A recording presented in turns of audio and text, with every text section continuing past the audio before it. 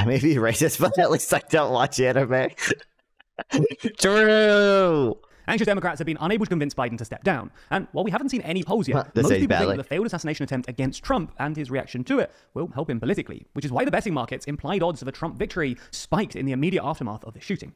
Now, a lot of the... You know what? They're lower now, though, than Kamala. Or they were, at least last time I checked. Less focus has been paid to his economic agenda, which, if it were actually implemented, would be just as consequential. So in this video, we thought we'd take a look at Trump's, let's say, unorthodox economic policies and how they could transform the global economy. Before we start, if you haven't already, please consider subscribing and ringing the bell to stay in the loop and be notified when we release new videos. So, the first thing to say is that Trump has said a lot of different and often contradictory things about economic policy over the past few months. So, coming up with a well-defined list of precise policies is sort of impossible. Nonetheless, there are apparently 4 themes that Trump and his advisors keep coming back to. And they are more tariffs, less taxes, a weaker dollar, and a less... You can say less taxes, but Trump's previous tax cuts and his proposed not his proposed tax cuts. I think the tax cuts proposed by the Project 2025 handbook both disproportionately go to the rich. So they reduce rich people's taxes more than they reduce poor people's taxes. Yeah, okay. Independent central bank. Let's start with number 1, though. More tariffs. Oh, wait. Less central bank independence. Taxes, a weaker dollar, and a less independent central bank. Let's start... Okay, the weaker dollar here, he'll probably get into it, but that's arguably not a bad thing. I'm assuming when he says weaker dollar, he means Trump wants to depreciate the American currency relative to other foreign currencies. What that does is it makes U.S. exports more competitive, which actually increases our GDP. So weaker dollar in this context is not necessarily bad. Weaker dollar really just means cheaper dollar. It's less expensive for other countries to buy exports. It's not necessarily bad. And there's something called sterilized intervention. Basically, the central bank can reduce the strength of our dollar relative to only one currencies. So we could, for example, weaken our dollar relative to only China's currency. And what that does is basically make our imports cheaper for China. It can reduce our trade deficit with China without affecting other countries too much. Start with number 1, though. More tariffs. Now, Trump was obviously pretty keen on tariffs in his first term because he thinks they help to protect American manufacturers and reduce America's bilateral trade deficits. However, the tariffs that Trump is proposing this time round would be completely unprecedented. Most notably, Trump has proposed a flat tariff on all Chinese imports. The precise rate for this tariff 60% is unclear. The Washington Post originally reported that it was going to be 60%, but Trump has denied it twice. Once in a Bloomberg interview when he said he was only considering a 50% tax, and once on Fox News where he said, quote, "No, I would say maybe it's going to be more than 60%. Anyway, whatever the precise number, this would force perhaps the most dramatic rebalancing of international trade flows in modern history. Trump has It would hurt American jobs as well. Also said that he wants to expand Biden's new tariffs on Chinese imports related to the energy transition. For instance, he wants to double the current tariff rate on Chinese EVs from 100% to 200%. On top of that, Trump has also endorsed a 10% tariff on literally all imports, including from countries we might consider to be American allies, like the EU. Yeah, which is wild. On top of this, Trump really isn't a fan of the EU. In that same Bloomberg interview, for instance, he claims that, quote, It's tariffs are one, they're inflationary, like they increase prices both to consumers and to businesses, which basically ends up being pushed on to consumers. They don't protect jobs because of a few different reasons. One, I'm like just think of for example, steel tariffs. Steel is an input used for things, so like a nail factory is going to be affected by steel tariffs, and they're going to go out of business, right? Because they're going to be outcompeted. That actually happened in Trump steel tariffs cost American jobs. That actually happened with Trump steel tariffs. They did not help American manufacturing. They actually hurt it because steel is an input relied upon for a lot of manufacturing things. And then as well, the Iowa car crop. I keep bringing this up. I will continually bring it up forever and ever and ever because it deserves to be brought up. There are two technologies for producing automobiles in America. One is to manufacture them in Detroit, and the other is to grow them in Iowa. Everybody knows about the first technology. Let me tell you about the second. First, you plant seeds, which are the raw materials from which automobiles are constructed. You wait a few months until wheat appears. Then you harvest the wheat, load it onto ships, and then sail the ships eastward to the Pacific Ocean. After a few months, the ship returns. The ship reappears with Toyotas on them. International trade is nothing but a form of technology. The fact that there's a place called Japan and people with factories with people in factories is quite irrelevant to America's well-being. To analyze trade policies, we might as well assume Japan is a giant machine with mysterious inner workings that convert wheat into cars. Any policy designed to favor the first American technology over the second is a policy designed to favor American auto producers in Detroit over American auto producers in Iowa. A tax ban on imported automobiles is a tax ban on Iowa-grown automobiles. If you protect Detroit car makers from competition, then you must damage Iowa farmers because Iowa farmers are the competition. Yeah, it's so for those two reasons, tariffs don't actually end up protecting American jobs in any meaningful way. You're just protecting certain types of jobs over other types of jobs. We love Scotland and Germany, works. but once you get past that, the EU treat us violently. And the European Union, nobody thinks like this. It's like China. Anyway, next up on his list is taxes. Like many Republicans, he thinks that low taxes stimulate economic growth, and because, well, they made him popular. Which, by the way, does not appear to really be the case. Tax cuts have been shown to not spur economic growth that much, not in any meaningful way. There are good reasons to cut corporate taxes. For example, corporate taxes do have an effect on consumer prices and workers' wages. They don't only affect the rich people, the rich shareholders of the company. They also affect the everyday workers at the company by reducing wages, and everyday consumers by increasing prices for consumers. There is a certain amount of tax incidence that falls on consumers and on workers. It doesn't all fall on wealthy shareholders. But at the same time, there are also bad reasons to cut corporate taxes. For example, thinking that they would spur economic growth. It's yeah or not in most cases economics. It's to what degree, to go into specifics. Yeah, everything's about trade-off, yes. And marginal. It's about trade-offs on margin. This is fundamental economics. People don't seem to understand that. Like it's deficit spending good. Like with deficit spending is neither good or bad. On some margin, deficit spending is good. On some margin, deficit spending is bad. Just admit it's bad. If your family's deficit spending if again, you're comparing households to the government, that's idiotic. There's no good reason to do that. And secondly, even in a household, at some margin, deficit spending can be good. Things aren't good or bad. They're only good or bad on the margin. Just like water. Water is not good or bad. Because a certain amount of water is good. A low margin of water is good. A high margin of water will kill you. Like, yes. It's not bad. It's not intrinsically bad. This study looked at a bunch of different countries that did tax cuts, and it looks at how big an effect they had on the economy, and they're all pretty close to zero when it comes to economic growth. Now, technically, Trump has said he doesn't plan to implement everything in Project 2025, but he also does not have a super clear policy of his own. So, Project 2025 isn't real. Well, it's real. You can say Trump isn't involved, which to some extent he's not fully involved, but I mean, when his top aides are writing it, he had Agenda 27. Where is... Shoot, there's one about tax cuts. Who the tax cuts affected? So, I mean, previously, he enacted, I think, 40% of the Heritage Foundation's policies. Okay, we can point to many direct connections between the Trump campaign and the Heritage Foundation. Donald Trump's current press secretary was featured in a Heritage Foundation video called Project 2025 Presidential Administration Academy. Stephen Mills in the same video. President of Heritage Foundation laid out the plan at the Trump rally, even going so far as to say that where's Project 2025, and continued, quote, if President Trump is elected again, we want President Trump and his administration to take credit for it. Here's Donald Trump reciprocating and praising the president of the Heritage Foundation, which he's never heard of, by the way. Of the 38 people responsible for writing Project 2025, 31 were appointed or nominated in positions in Trump's admin. This means 81% had formal roles in the Trump administration. Ruth Vaught, who wrote Project 2025 chapter on executive power, was a member of Trump's cabinet and is still praised by Trump at rallies.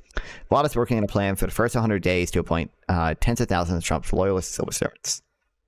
And if he doesn't matter, Agenda 57. Project 2025 embraces a extremist version of the unitary executive theory. We know that. Okay. Yeah, here it is. Trump enacted 64% of the Heritage Foundation's policies his first year in office. So, source the Heritage Foundation's own website. This President Trump 2024 Republican platform is exactly how we make America great again. Seal the border and stop the migrant invasion. Carry out the largest deportation operation in American history. End inflation. Make America affordable again. By the way, this would be inflationary. Not allowing immigrants in and also deporting millions of American workers would be inflationary. So it's kind of weird to have that right after end inflation. Immigrants actually reduce the deficit. The CBO estimated that they would reduce the deficit by 900 billion. And then you're doing that on top of just like deporting millions of American workers. That's going to disrupt production. That's going to cause a negative supply side shock, which is going to be inflationary. So little funny there. Another, make America the dominant energy producer in the world by far. Stop outsourcing and turn the United States into a manufacturing superpower. So something interesting here. You can look at 5. Stop outsourcing and turn America into a manufacturing superpower. 5 and 13. Keep the US dollar as the world reserve currency are probably mutually exclusive. You probably kind of have to choose one or the other there. The reason for that is, as I previously mentioned, in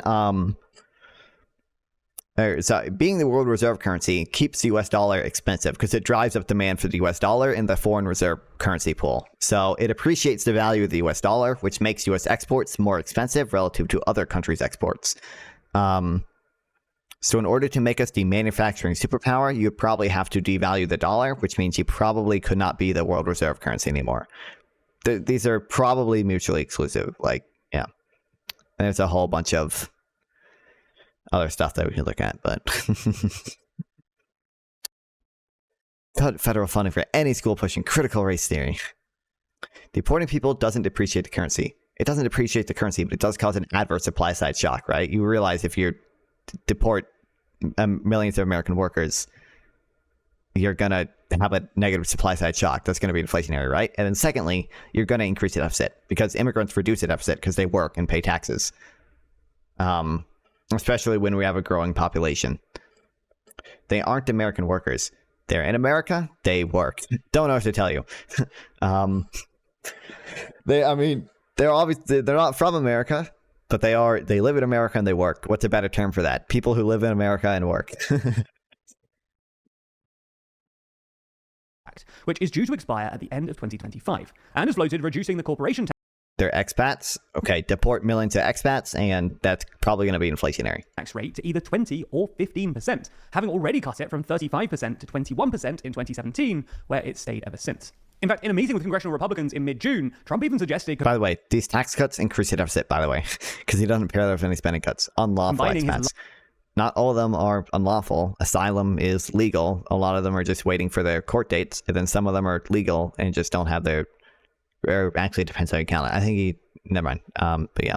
Up for tariffs with his apathy towards taxes by scrapping income tax entirely and essentially replacing it with super high tariffs. Here, Trump has... Yeah, that's an insane policy. I don't really like income tax that much, but apparently been inspired by... it's a lot less inflationary and harms jobs a lot less than income tax William does. McKinley, the president from 1897 to 1901, whom Trump references frequently in interviews. On Trump's reading of history, the 1897 Dingley Act, which raised the average duty of imports to above 50... The laws are created for mostly bad faith asylum claims. It doesn't really matter if they're bad faith or not. Like that. This is how our system works right now. Unfortunately, even if you cross into America not at a port of entry, even if you go encounter border crossing while trying to sneak past them, you can claim asylum. Like we, in theory, have a system to root out bad faith asylum claims, but it's not very good. That bill, by the way, that Trump told senators not to approve, the bipartisan immigration bill, included a more comprehensive test to see if these people were claiming asylum in bad faith. But who shot that bill down? That was Donald Trump. Does that make it philosophically or logically legitimate? Well, I'm talking about legally right now. I'm just saying, like, the laws in a book are the issue right now. There needs to be an effort to change the law in the books. Like, getting Trump elected is not going to do anything. Although, apparently, Joe Biden can just break the law and nobody cares. That is the one case where Joe Biden broke the law flagrantly is on immigration. That asylum ban that he passed is not lawful. That's an unlawful executive order. People are just unwilling to challenge him on it. He could probably be sued for that, and he would lose. It's a I'm aware he reverted the horrible or these super great base Trump border policies that kept the border locked down. What was I going to say? Oh, the executive order by the past capping asylum, that's just unlawful. He could be sued for that and lose, but nobody's willing to sue him for that because it's probably good policy. Or it's debatable whether it's good policy because it probably increases the number of known gotaways. By the way, if we look at the number of known gotaways, they were pretty high under the Trump administration because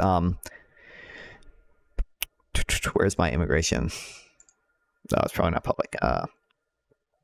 The number of known gotaways, which is immigrants who cross the border, especially with Title 42, was really high. Remain in Mexico over aiding and abetting. Biden doesn't have remain in Mexico, okay? Biden has deport to Mexico and Venezuela and Nicaragua. Like, you understand, Biden has enacted harsher border policies in many ways than Trump has.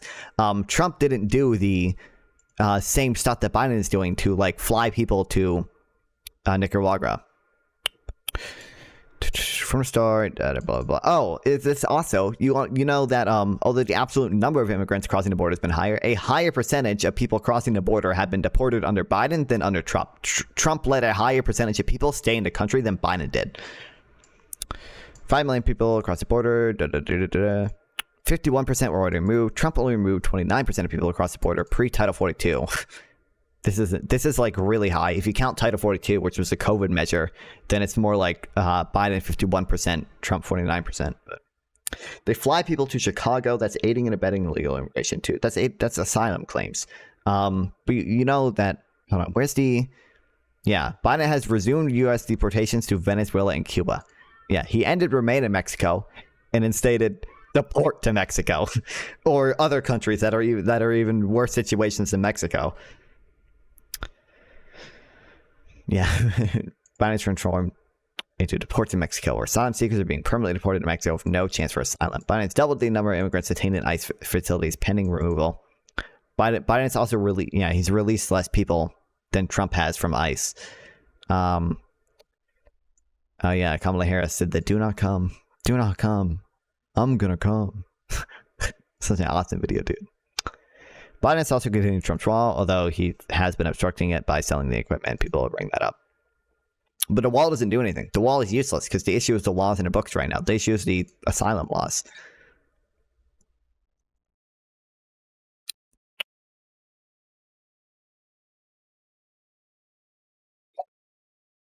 New data shows migrants were more likely to be released by Trump than Biden.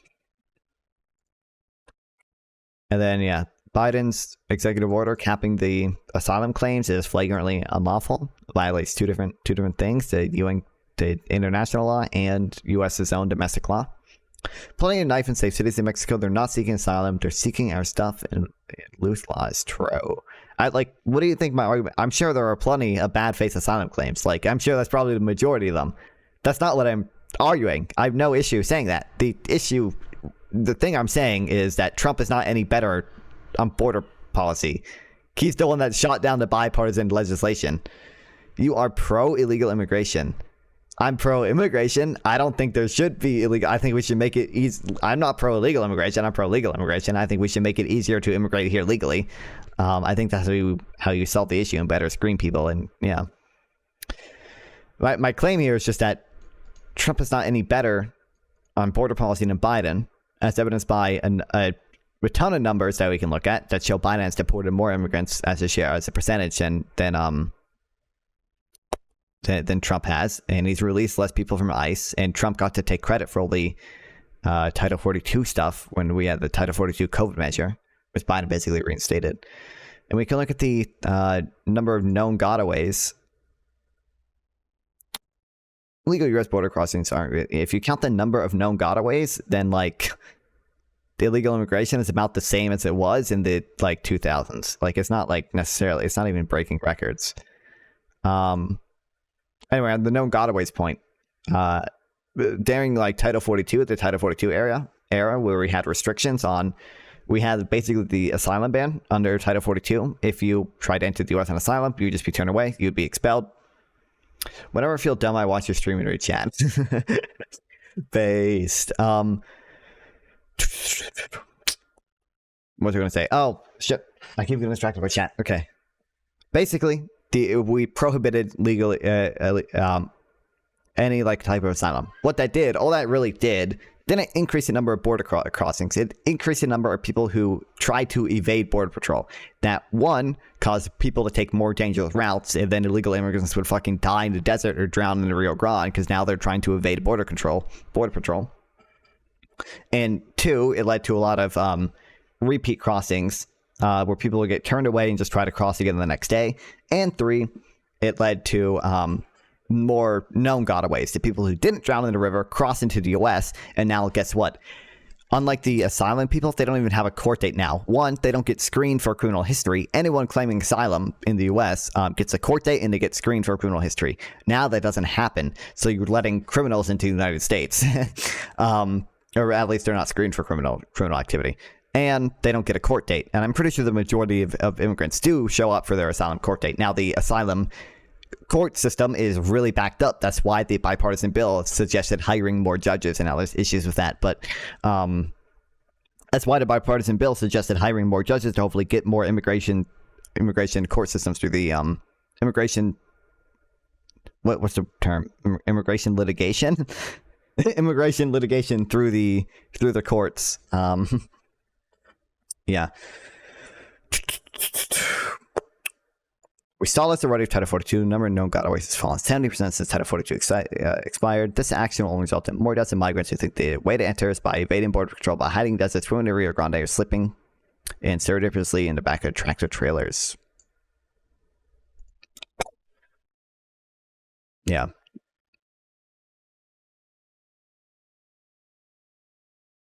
Oh, there's like no way to fix this problem without bipartisan legislation. And also, you probably need to do some type of investment in these countries to make them safer conditions to live. Biden's actually tried to do that. Biden negotiated with Venezuela, where a lot of these migrants are coming from. A lot of migrants are coming from Venezuela. I think 7 million Venezuelan migrants have come.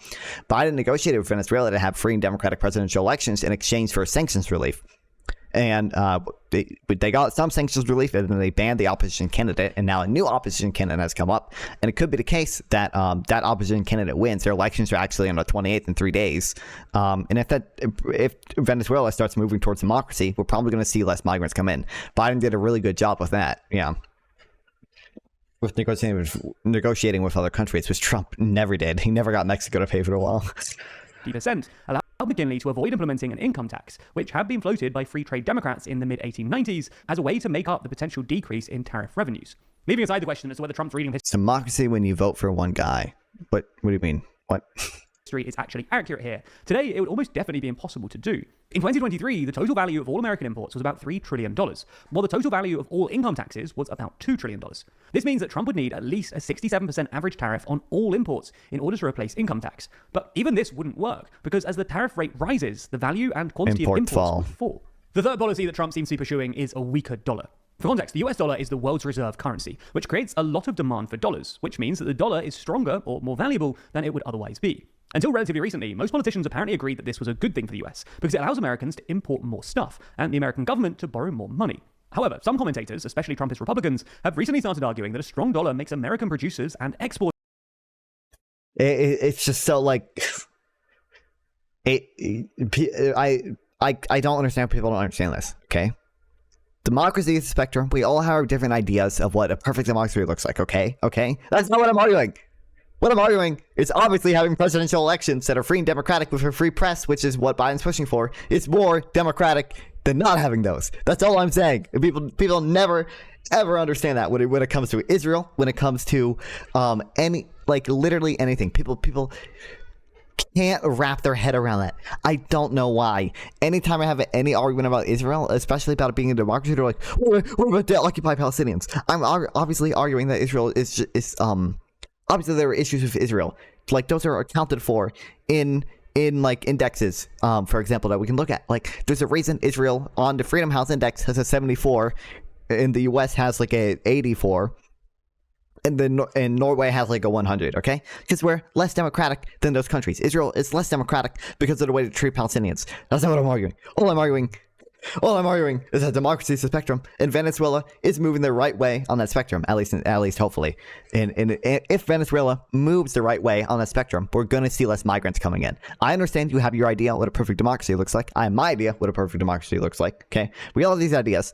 It doesn't matter. It's not relevant to anything I'm saying. It is so frustrating to me. People mention so many things about, like, especially Russia, Ukraine as well, and I'm like, well, don't you think Ukraine is more democratic than I am? Right? True. Don't you think Ukraine is more democratic than Russia? And they won't even admit that. They won't even admit that. Do you disagree that democracy is on a spectrum, and that if Venezuela moves closer to democracy, that we're going to get less migrants from there, and Biden has helped that process? Quarters less competitive, thereby contributing to America's deindustrialization. Trump's allies, including newly appointed VP nominee J.D. Vance and longtime economic advisor Robert Lighthizer, have therefore started advocating for devaluation. How this would actually work in practice is unclear, given that the dollar is a freely traded reserve currency, which essentially rules out the usual means of devaluation, like capital controls or a managed exchange rate. Lighthizer has previously suggested striking a grand bargain with foreign governments, similar to the 1985 Plaza Accords. But the Plaza Accords was A, agreed with American allies in Japan and Europe, and B, only fleetingly effective, if at all. The only other obvious way to devalue it would be to dramatically lower interest rates. But as things stand, that's up to the Federal Reserve. And that takes us onto the last... And also that's inflationary. Most ways that you could devalue the dollar are also going to be inflationary. Except for there's one type, there's something called sterilized intervention. I forget exactly how it works.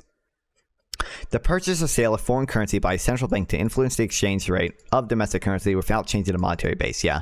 So this would be like the Fed purchasing Chinese assets, which doesn't change our monetary base. So it doesn't necessarily increase inflation, but it can weaken our currency relative to China. So it makes our exports more competitive in Chinese markets. Also, another thing, we don't really want to outcompete anyone but like China, because everyone else is our ally. Like a lot of ways that would devalue our currency would end up impacting our allies as well in negative ways. Whereas sterilized intervention wouldn't. Okay, 5 ways to devalue the currency: have a central bank print money, getting Americans to save more, having central banks buy foreign currency intervention, pressuring foreign countries to appreciate their currencies against the dollar, which is what the Plaza Accords were. There you go. There's the work break.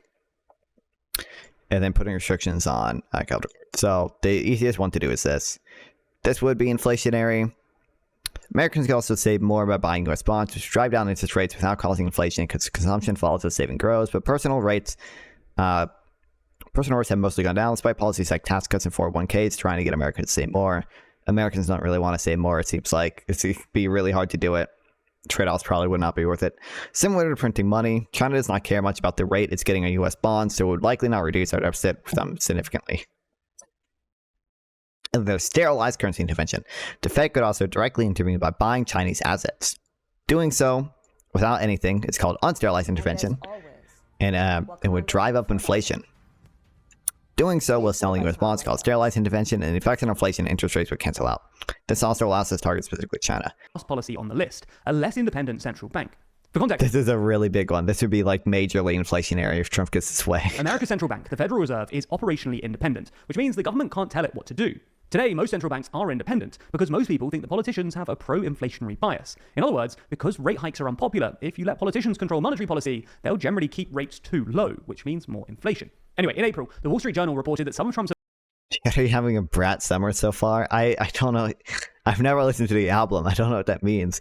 I said this earlier. I don't know if you're watching. When I first saw the Kamala Harris brat edit, I was really confused because it had the word brat on screen, and I was like, this is showing her looking good. Why does it say she's a brat? Why do people keep saying she's a brat when this is her looking good? I literally had a boomer moment, and I have not listened to the album or anything. I still don't really get it. Advisors want to give Trump direct influence over monetary policy, either by giving Trump a sort of special seat on the Fed's rate-setting committee, or just by ousting the current Fed chair, Jerome Powell, and replacing him with someone more pliant. Powell was appointed by Trump in 2017, but Trump regularly expressed... So Charlie, X says, yeah, X Albin's like the equivalent of saying she's serving God. Frustration at Powell's unwillingness to cut rates during his term, and even floated demoting Powell in the first days of the pandemic, although it's not actually clear that the president has the authority to do this. When pressed on it in the Bloomberg interview we mentioned earlier, Trump promised not to oust Powell before the end of his term. But it's very easy to imagine Trump taking at least a more confrontational attitude towards the Fed, especially if they respond to his other policies. He already, in the past, has already gotten mad at Jerome Powell for raising interest rates, although arguably, it's not really the president's place to be mad at the Fed chair for that, but arguably those interest rate increases were bad. But these like tariffs and a weaker dollar, both of which are likely to increase inflation with steep rate hikes. It's interesting that even as people ostensibly into politics, the TLDR team spends more and more time analyzing data and economic information as it becomes increasingly critical. But as a bunch of people are ordinarily more focused on words than numbers, we've really benefited from courses on brilliant.org in order to keep ourselves sharp. It's blah, blah, blah, blah, blah. Don't care. No, that's it. Okay, what was I going to say? Oh, he should have talked way more about, especially when Trump is in favor of deficit spending and tariffs. Both of those things are inflationary. And there's something called monetary offset. Basically, when the government is doing something inflationary, the central bank is probably going to step in and do something to like raise interest rates to try to decrease the effects of inflation. Which actually, in this case, because they're coming through tariffs and they're coming through supply side things, would actually probably lead to stagflation and not just disinflation. But anyway, regardless, okay. Giving Trump any amount of control over the Fed would be even more inflationary than usual because his policies are inflationary. So not only are you getting the inflationary effects of his policy, not only are you getting the inflationary effects of lowering rates, you're getting those together. His inflationary policies aren't going to be offset by the central bank's decisions.